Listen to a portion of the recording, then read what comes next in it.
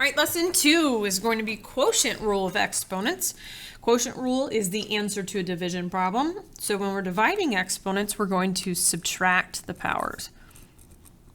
So think of that pattern. The last lesson was multiplying exponents. We added powers. Now we're dividing exponents. We're going to subtract the powers. Okay. Number 1 and 2 look very close to being the same problem. The only difference is they're flipped versions of each other. What I want to do is first start by kind of exploring what's happening here. Well, again, we've got some same number that we don't know raised to the 5th power and then divided by that same number raised to the 2nd power. If I were to expand this out, x to the 5th power would look like that, and then x squared would look like that. If x is a number, let's say 10.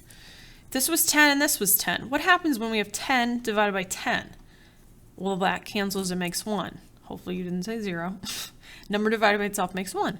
And then I would have another number divided by itself makes 1. So everything in the bottom is now gone. I canceled 2 on top. What am I left with? X times x times x, which can be written as x to the 3rd power, since there's 3 of them getting multiplied together. So what did we really do with the 5 and the 2? To get 3, we subtracted because you're canceling out pairs.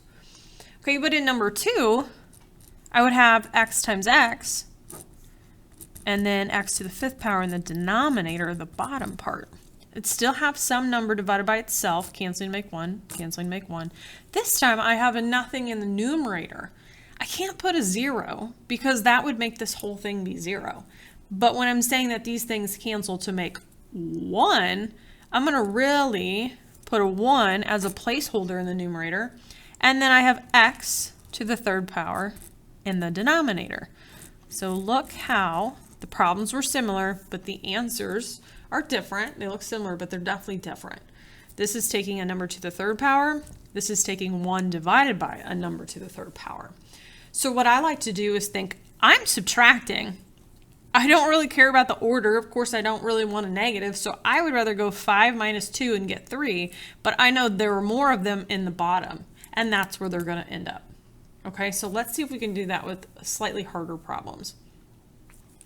We're also getting some coefficients, so you just need to divide. 25 divided by 25 would make 1. I'm going to put it on the top. Okay, the x's, I have a 7 and a 2. You're just going to subtract 7 minus 2, and you get x to the 5th. Okay, for y's, that's squared. This y is to the 1st power. 2 minus 1 is 1. You're never going to see y to the 1st power in a final answer. They just don't. We also don't need this 1 in front because 1 times something is still itself anyway. So the best way to write this answer would be x to the 5th y. So x to the 5th times y is what that's saying. All right, number 4, we've got 4 divided by 8. Be careful, this is not 8 divided by 4, which is 2. We've got 4 over 8, which you could divide out a common factor of 4. 4 divided by 4 is 1, 8 divided by 4 is 2. So you get 1/2. All right, so here we've got 2 minus 6. I haven't talked about negative exponents yet. That will be in a couple lessons, but I would just like to go ahead and take 6 minus 2, which is 4, and more of the x's are going to be in the bottom. Okay, look at this. We have y squared divided by y squared. 2 minus 2 is 0. They're gone. So anytime you have something with the same power, they cancel out. So this is my answer, 1 over 2x to the 4th. All right, number 5, we've got 12/8. 12 divided by 8 is going to be a fraction we need to simplify. Divide by 4, so that would be a 3. Divide by 4, that would be a 2. Okay, subtract. Hopefully you're understanding there's x to the 2nd power on the top. Okay, I'm going to take 5 minus 1, which is 4, and that y to the 4th would be in the denominator.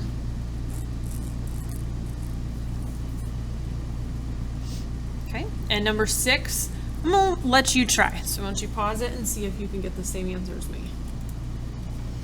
All right. right, here's my answer. I kind of had a brain fart, and I simplified by dividing out of 3, and I got 3/9, and I'm like, well, duh, that's a third. So I set up my fraction over here, 1 over 3. My variables ended up being in the denominator, so it's just 1 over 3xy squared. And that's all there is to it.